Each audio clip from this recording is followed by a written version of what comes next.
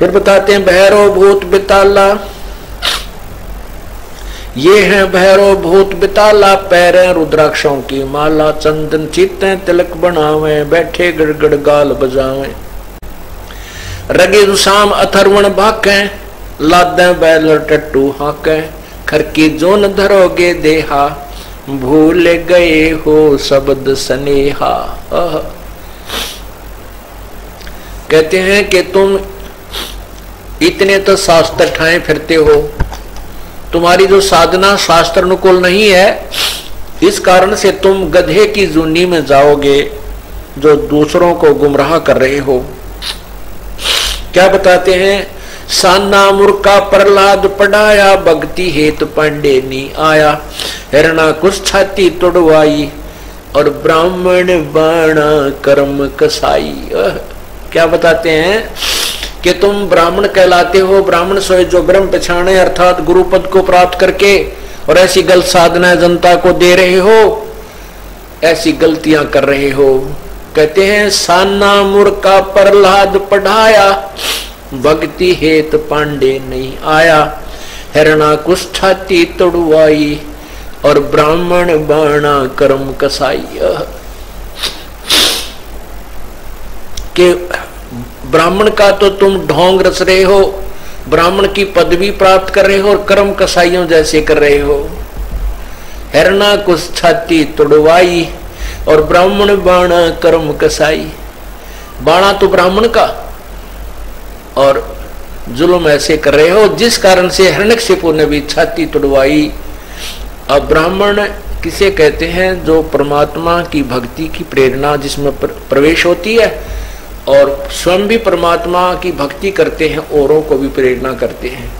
तो हिरण्यकशिपु ने ब्रह्मा की साधना की, और ब्रह्मा जी ने प्रसन्न होकर के उसको वर दिया।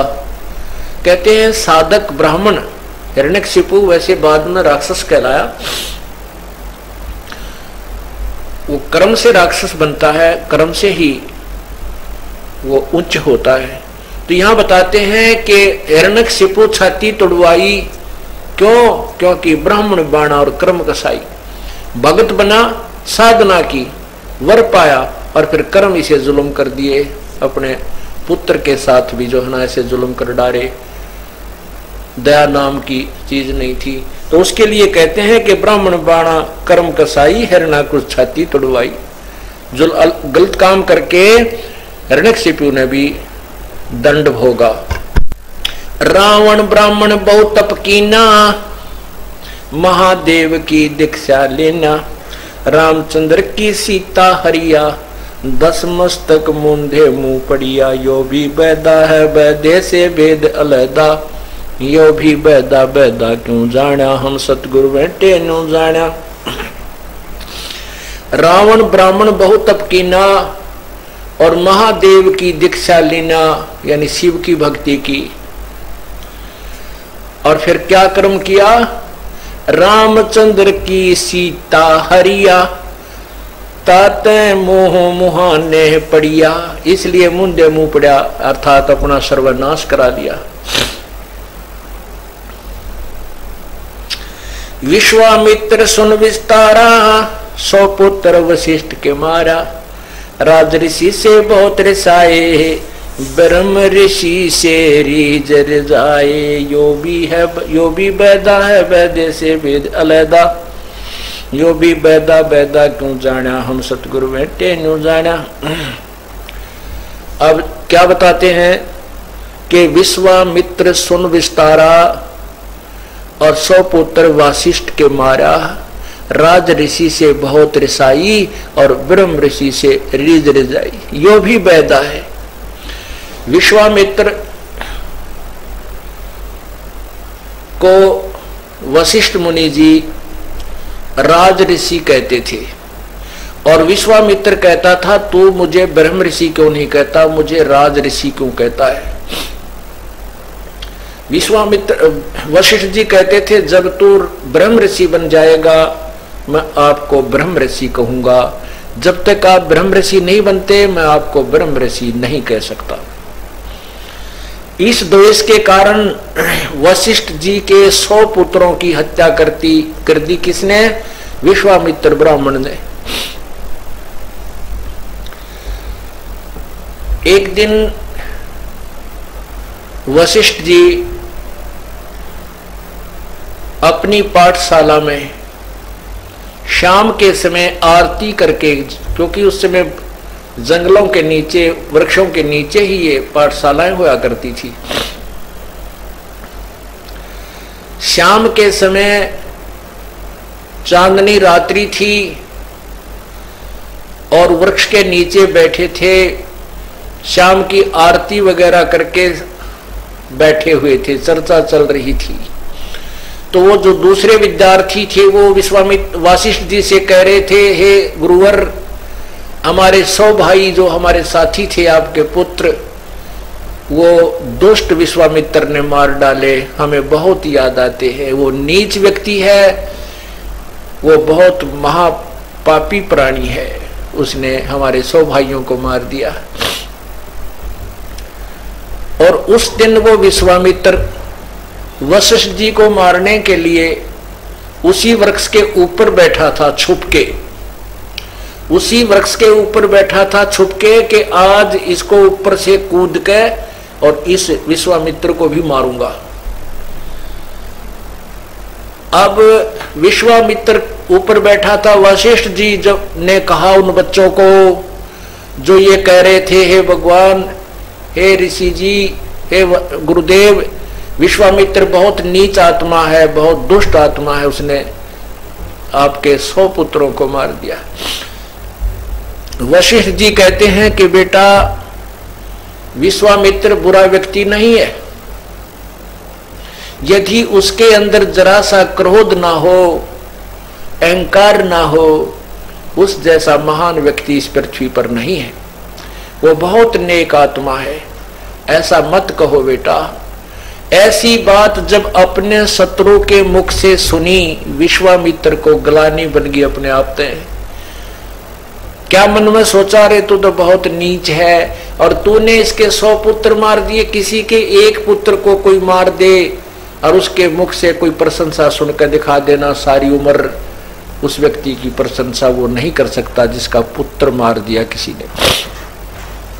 और जिसके 100 पुत्रों को मैंने मार डाला और वो मेरी प्रशंसा कर रहा है, मेरी यथार्थता को बता रहा है। ये सत्य है कि मेरे अंदर अहंकार भरा है, जिस कारण से मैंने ये 100 बच्चों की हिंसा कर दी। और ब्रह्म हत्या तो एक ही भयंकर होती है। इतनी बात सुनकर विश्वामित्र के हाथ पैर कांपने लग गए और वृक्ष की टहनियों को पकड़कर नीचे उतरा। और नीचे उतरकर कहां तो वशिष्ठ जी को मारने गया था, वशिष्ठ जी के चरणों में गिरकर रोने लग गया और कहता, मुझे माफ कर दो महापुरुष, मैं बहुत नीच व्यक्ति हूं। तो उस दिन कहा था कि उठो ब्रह्म ऋषि। वशिष्ठ जी ने कहा कि उठो ब्रह्म ऋषि, आज तू ब्रह्म ऋषि हो गया, आज तेरे अंदर अहंकार नहीं रहा, अब मैं तुझे ब्रह्म ऋषि कहूंगा। तो क्या बताते हैं, विश्वामित्र सुन विस्तारा, 100 पुत्र वशिष्ठ के मारा, राज ऋषि से बहुत रिसाई और ब्रह्म ऋषि से रीज रिजाई। यो भी बैदा है बैदे से वेद अलदा, यो भी बैदा बैदा क्यों जाना, हम सतगुरु बैठे नो जाना। विश्वामित्र के अंदर इतनी सिद्धि शक्ति थी कि एक समय राजा हरिश्चंद्र के दादाजी, राजा हरिश्चंद्र के जो दादाजी थे वो विश्वामित्र के मित्र थे, सेवक थे और वो स्वर्ग जाना चाहते थे। उसको उनके पिता ने घर से निकाल दिया था, इसलिए उसको शूद्र कहते थे। तो विश्वामित्र ने कहा कि बेटा, विश्वामित्र साधना पर गया हुआ था तो बाद में दुर्भिक्ष पड़ गया। विश्वामित्र 12 वर्ष साधना करके लौटा तो बीच में एक अकाल गिरा था। तो उस अकाल के दौरान विश्वामित्र के बच्चों को आहार उस राजा हरिश्चंद्र के दादाजी ने करवाया था, जिससे उनका बड़ा उपकार माना विश्वामित्र ने। तो विश्वामित्र ने कहा कि तेरी क्या इच्छा है, मांग बेटा। तो उसने कहा कि मैं स्वर्ग जाना चाहता हूं, ये मेरी इच्छा है। तो विश्वामित्र ने उनको स्वर्ग के लिए तैयार कर दिया कि तू जा स्वर्ग में। अपनी सीधी शक्ति से स्वर्ग की तरफ चलता कर दिया। तो ऊपर से इंद्र ने कहा कि इस शूद्र को हम नहीं रख सकते, ये शूद्र है, ये स्वर्ग में रहने योग्य नहीं है, इसको वापस कर दिया। वो वापस आने लगा। तब विश्वामित्र ने देखा कि वो वापस भेज रहे हैं, तब उसने कहा था कि मैं इसके लिए अलग से 11 स्वर्ग बना दूंगा अपनी सिद्धि से। तब इंद्र ने सोचा यह और बात बिगड़ेगी। तब इंद्र ने कहा कोई बात नहीं महात्मा जी, ऋषि जी, हम इसको स्वीकार करते हैं, तू अलग से स्वर्ग मत बना। तो परमात्मा कहते हैं कि देखो भाई, ये है तत्व ज्ञान के विश्वामित्र सुन विस्तारा, 100 पुत्र वशिष्ठ के मारा। इतनी सिद्धि कि सशरीर स्वर्ग में भेज दिया अपना एक सेवक, और फिर जो स्वर्ग में नहीं रहने दिया जा रहा था, तो उसके लिए अलग से स्वर्ग बनाने की भी शक्ति रखता था, सिद्धि थी उसके अंदर।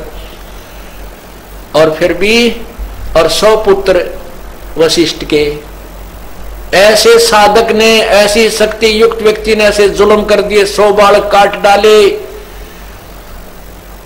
तो मोक्ष कहाँ होगा ऐसे पापी व्यक्तियों का। इसके विषय में बता रहे हैं, ये भी वैदा है, वैदे से भेद अलैदा। इतना सिद्धि युक्त कोई व्यक्ति है, वो भी मोक्ष का अधिकारी नहीं है। केवल इस सिद्धि के कारण उसको ये मान लो कि ये बड़ा महापुरुष है, नहीं। सिद्धि तो इस जीव की शत्रु है। अपने पुण्य कर्मों से 12 वर्ष साधना कठिन तप करके विश्वामित्र आया, उस कमाई को वह लोग दिखावा करके समाप्त कर दी। एक व्यक्ति को स्वर्ग भेज दिया, क्योंकि विश्वामित्र के पुण्यों के आधार पर वो स्वर्ग गया। अलग से अगर वो भी कोई लोग स्थापित करता, तो भी विश्वामित्र की कमाई से जाते, और वो -0 हो गया।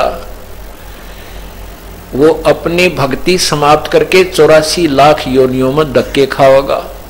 तो क्या बताते हैं, सुर नर मुनि जन 33 करोड़ी, बंदे सभी निरंजन डोरी। ये 33 करोड़ देवता, ये ऋषि कहते काल की डोर तो बंधे हुए हैं, ये इनसे दूर नहीं हो सकते, क्योंकि इनकी साधना शास्त्र विरुद्ध है, शास्त्र अनुकूल नहीं है। बेशक ये कितने सिद्ध नजर आते हैं, इन सिद्धियों के कारण इनको हम भगवान या परमात्मा प्राप्ति के लक्षण युक्त नहीं मान सकते। जैसे समुद्र पाट लंका गयो, सीता को भरतार, अगस्त ऋषि ने 7 पी लिए, इनमें कौन करतार। तुम ये कहते हो कि समुद्र के ऊपर पुल बना करके श्री राम ने पुल बना लिया, इसलिए वो भगवान था। कहते हैं कि अगस्त ऋषि ने 7 समुद्रों को पी लिया था एक ही घूंट में, और सब ने प्रार्थना की, जब वापस कुरला कर दिया था, ये 7 समुद्र फुल भर गए थे, नहीं कति खाली हो गए थे। और फिर भी वो अगस्त ऋषि भी मुक्त नहीं है। तो भक्ति और मोक्ष का मार्ग इससे न्यारा है, ये साधना व्यर्थ है, वैदा है।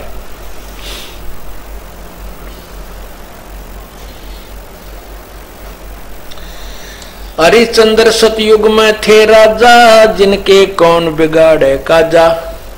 विश्वामित्र दे तरासी, हरिश्चंद्र बांध बिकाए काशी। यो भी वैदा है, वैदे से वेद अलैदा। अब आपने सुना कि ये साधनाएं जो आपको बताई गई हैं, जो ये इस प्रकार की क्रियाएं करते हैं, ये सब व्यर्थ हैं, ये मोक्षदायक नहीं है। आपने सुबह के सत्संग में सुना था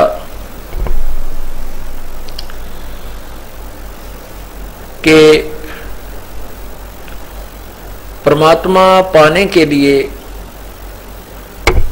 इंसान में एक विशेष कसक होनी चाहिए, और कोई छोटी मोटी किसी से कोई कथा सुन लेते हैं परमात्मा की महिमा की, उन कथाओं से जो पुण्य आत्मा होती है वो शीघ्र प्रेरित होकर के परमात्मा पाने की तरफ में वो मचलने लग जाती है। और उसके बाद वे किसी संत की तलाश करते हैं। इस बात को हर इंसान मानता है कि गुरु बिन मोक्ष नहीं, गुरु बिन मुक्ति नहीं हो सकती। लेकिन केवल गुरु, कोई भी गुरु बना लेने से भी मोक्ष नहीं होता। अब गुरु के बारे में आपको बताया जाता है कि गुरु गुरु में भेद है, गुरु गुरु में भाव, सोए गुरु सराई ये जो शब्द लखावे दावे। राम कृष्ण से कौन बड़ा, उन्हों भी गुरु कीन, तीन लोक के वे धनी, गुरु अग अधीन। गुरु बिन काहू न पाया ज्ञाना, जो थो था वो छड़े किसाना। गुरु बिन वेद पढ़े जो प्राणी, समझन सार रहे अज्ञानी। अब गुरु की परिभाषा बहुत ही निर्मल है, अनोखी है। गुरु का अर्थ होता है जो सत्य ज्ञान देवे, परमात्मा के विषय में जानकारी देवे। वैसे तो गुरु बहुत हैं, जैसे किसी ने कोई चिनाई का काम सिखा दिया वो भी गुरु है, किसी ने मटके बनाने सिखा दिए वो भी गुरु है, और किसी ने बाल हेयर कटिंग सिखा दी वो भी गुरु है, और अक्सर ज्ञान कराते हैं टीचर वो भी गुरु हैं। ये गुरु अपने अपनी व्यवस्था में हैं। इन गुरुओं से केवल इस मनुष्य जीवन में वर्तमान में ही लाभ होता है, और पूर्ण परमात्मा की प्राप्ति के लिए जो गुरु आपको चाहिए वो आध्यात्मिक गुरु, यहाँ उस गुरु की तरफ संकेत है। गुरु बिन काहू न पाया ज्ञाना, जो थो था वो छड़े किसाना। गुरु बिन वेद पढ़े जो प्राणी, समझे न सार रहे अज्ञानी। अब पूर्ण गुरु, अब सतगुरु क्यों कहना पड़ा? नहीं तो गुरु ही काफी होता है। सतगुरु इसलिए कहना पड़ा परमात्मा ने क्योंकि यहां झूठे गुरुओं की कमी नहीं। काल तक की साधना बताने वाले गुरु बहुत हैं, और काल से भी भ्रमित ज्ञान बताने वाले गुरु बहुत हैं, लेकिन सतगुरु इसलिए कहना पड़ा जो इन सब के ज्ञान को फेल करे और शास्त्र अनुकूल साधना पर दृढ़ करे, वो सतगुरु कहलाता है। जब ये प्राणी प्रेरित होकर के परमात्मा प्राप्ति के लिए चल पड़ता है, इसको जैसा भी कोई संत मिल जाता है, स्वयं ज्ञान ना होने से ये उसी प्रकार साधना पर दृढ़ हो जाता है। एक सोभरी नामक ऋषि थे, सोभरी, और वो परमात्मा की तरफ में संत के पास गए। उस संत ने जैसी उसको तपस्या साधना बताई वो दृढ़ होकर लग गए। उन्होंने कहते हैं कि जल में खड़ा होकर के तपस्या की। बाल ब्रह्मचारी था, शादी भी नहीं कराई थी, और एक दरिया में जाकर के वहां तपस्या की बहुत दिनों तक, 10-12 वर्ष तक। वो वहां फिर क्या देखने लगा, कुछ दिन के बाद एक मगरमच्छ था,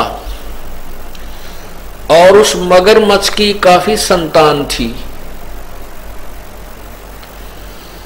तो वो मगरमच्छ के पोते पोती, दोते दोती, वो उस मगरमच्छ के आसपास प्यार से घूमती थी और अपनी दोम से उस मगरमच्छ को प्यार देती थी, लाड करते थे। जैसे पोते पोती को दादा दादी की छाती पर लौट जा, कदे उसकी कंधे पर बैठ जा, बैठे गए, तो इस तरह वो प्यार देती थी, और वो मगरमच्छ उनसे बड़ा प्रसन्न रहता था, खुशी मनाता था। अब उस सोभरी ऋषि के मन में यह प्रेरणा होगी, मैं शादी करवाऊं और ब्याह करवा के मेरा पोते पोती हो, और उन पोते पोतिया में दोता दोतियों के साथ ऐसे ही लाड लडाऊं। अब वह छोड़ भक्ति और निकला जुल्मत बार। कहां पहुंचा? मान धाता राजा के पास गया। अब उन राजाओं को पता होता था कि ये साधु जो आते हैं साधना करके, ये बड़े तोब का गोला होते हैं, एटम बम होते हैं, या जो भी मन मुंह से निकाल देंगे वचन वो पार होता है। अब वो सोबरी ऋषि तपस्या करके उसका शरीर भी वृद्ध हो रहा, काफी वर्ष हो गए थे, और हाड़ सारे दिखे, बूढ़ी सी शकल, बाल बढ़ रहे, और वो जाकर मानधाता राजा से बोला कि आप मुझे एक कन्या दे दो, अपनी लड़की मेरे से ब्याह दो। मानधाता के 50 लड़की थी। अब राजा बड़ी असमंजस में फंस गया, जब नाटू तो शराप देगा, अरे इसे बूढ़े बूढ़े के अपनी जवान लड़की ने ब्याह हो, मेरा कैसा मूर्ख नहीं, बताइए क्या करूं, ये भगवान बड़ा फंसा। तो उसने सोच समझ के एक उत्तर दिया कि ऋषि जी, हमारा एक नियम है और ये विधान भी बताता है कि मैं अपनी तरफ से किसी लड़की को विवश नहीं कर सकता किसी के साथ शादी करने के लिए। यदि वो लड़की स्वयं पसंद करे, कोई भी लड़की आपको पसंद करे तो मुझे एतराज नहीं। अब राजा ने बेरा था, इसे बूढ़े ने कौन लड़की पसंद करेगी। तो ऋषि बोला, जी मुझे मंजूर है, अगर ये आपकी कन्या मुझे पसंद करे तो मेरे से शादी कर लेगी। तो राजा बड़ा प्रसन्न हुआ, भाई ठीक है, कटा टंटा, लड़की को पसंद करेगी नहीं और यह बला टल जाएगी। उसने, क्योंकि उन लड़कियों को एक बड़े महल में रहती थी, वहां पर एक नपुंसक व्यक्ति जो हिजड़ा बोलते हैं, उनको ड्यूटी पर उनके गेट कीपर रखा जाता था। तो उसने उस नौकर को बुलाया राजा ने और कहा कि ऋषि जी को लड़कियों के महल में ले जाओ और ये जो भी लड़की इनको पसंद करेगी इसके साथ उसकी शादी कर दी जाएगी। अब उस ऋषि जी ने अपनी सिद्धि साधना और सारे जीवन की कमाई को कहां बर्बाद करना शुरू किया, अपना सुंदर शरीर बना लिया नौजवान लड़के का। और जो ही उन लड़कियों के महल में प्रवेश किया और उस नपुंसक ने सारी कहानी बताई कि राजा का आदेश है, जो इसको पसंद करेगी उसके साथ शादी कर दी जाएगी। उन 50 की 50 लड़कियों ने उस ऋषि को पसंद कर लिया। अब राजा फंस गया अपने वचन में, सारी कहानी आकर बता दी गई कि आपकी 50 की 50 लड़कियों ने मुझे पसंद कर लिया है। इसकी गवाही सब लड़कियों ने भी दे दी कि हम इसे पसंद करती, क्योंकि सुंदर शरीर बना लिया उस ऋषि ने। अब राजा ने वो फिर साथ भेज दी लड़की, लेकिन आत्मा बहुत रो रही थी कि कंगाल के साथ ये के खावेंगी मेरी बेटी, कहाँ रहेंगी, कैसे दुख उठाएंगी, जंगल में रहना पड़ेगा। पर चलो इनका भाग था, मैं क्या करूं। अब उस ऋषि ने अपनी कमाई थे, देख काल का जाल है भगवान, उसने क्या किया, वहां जाकर के विश्वामित्र को आदेश दिया कि इन 50 महल बना दे। अब विश्वामित्र जी ने 50 मकान न्यारे न्यारे बना दिए और प्रत्येक में बहुत अच्छे खान पान, सुंदर आहार, फल वगैरह वो वृक्ष लगा दिए। एक दिन मानधाता राजा के मन में ये बात आई कि अभी अपनी कन्याओं को देख करता हूं वो दुखी हैं या सुखी हैं। वो जब वहां पहुंचा अपने उस ऋषि के डेरे में, देखा वहां तो पूरी 50 मकान बने हुए, बड़े सुंदर सुंदर, एक कॉलोनी सी बसी हुई है। वो पहली लड़की के मकान में जब गए तो मानधाता राजा ने पूछा, बेटी तुम कुशल तो हो? कि पिताजी वैसे तो हम कुशल हैं, कोई कमी नहीं, लेकिन माता पिता की याद तो आती ही रहती है और बाकी हमें कोई कष्ट नहीं। एक मुझे कष्ट है कि ये मेरा पति मेरे पास ही रहता है, दूसरी बहनों के पास कभी नहीं जाता। अब वो दूसरी कन्या के पास गया तो उसने भी यही कहा, पिताजी हम बहुत सुखी हैं और मुझे एक बात का दुख है कि मेरा पति मेरे ही पास रहता है, दूसरी बहनों के पास नहीं जाता। ऐसे 50 के महल में जाकर उसने देखा कि 50 की 50, क्योंकि एक सिद्धि वो चोले धारे, एक सिद्धि नीतत विचार है। ये सर्व अपनी ही कमाई से ये ड्रामेबाजी करवा देता है काल। अब उसने इतनी कमाई कर ली थी सोबरी ऋषि ने, 50 तो शरीर धारण कर लिए, 50 की 50 औरतों को भोग रहा है, और उधर 51वां अलग से और बैठा है। जब मानधाता सब लड़कियों के पास होकर के फिर देखा कि ऋषि तो बाहर भी बैठा है, तब उसके चरणों में मस्तक झुका दिया कि आपकी लीला अपरंपार है। अब उस राजा के लिए तो भगवान सिद्ध हो गया वो सोबरी ऋषि। अब उसकी पोल खुलती है, अब देखना आगे क्या होता है। अब सोबरी ऋषि के 150 लड़के हो गए, 150 बच्चे हो गए, क्यों 50 लड़कियां, 2-2 3-3 बालक हुए, 50 पत्नियां। अब वो क्या सोचता है कि अभी कोई 4 साल वर्ष का लड़का है, कोई 5 वर्ष का लड़का है, ये फिर सियाने होंगे, इनका ब्याह करूंगा, फिर इनके पोते होंगे मेरे, और फिर मैं इनसे प्यार करूंगा। रे तेरा गजब है, मन तो जीवन खो दिया अपना। ओहो, फिर क्या रोता है कि मेरी सारी कमाई बर्बाद होगी, मैं उस मगरमच्छ के संगत में, कुसंगत में अपना सर्वनाश कराया। अगर वो मगरमच्छ को मैं नहीं देखता, वो कैसे अपने पोते पोतिया में मस्त हो रहा था, प्यार से खुश रहता था, आज मैंने अपना सर्वनाश कर लिया। जो 20, 30, 40, 50, 60 वर्ष में जो साधना की थी वो बर्बाद कर दी, वो नष्ट कर दी। तो पुण्यात्माओं, कबीर परमेश्वर के बिना इस जीव का मोक्ष नहीं हो सकता। कहते हैं गोरख से ज्ञानी घणे ये सुख दे जति जिहान, सीता सी बहु भारिया ये संत दूरी अस्थान।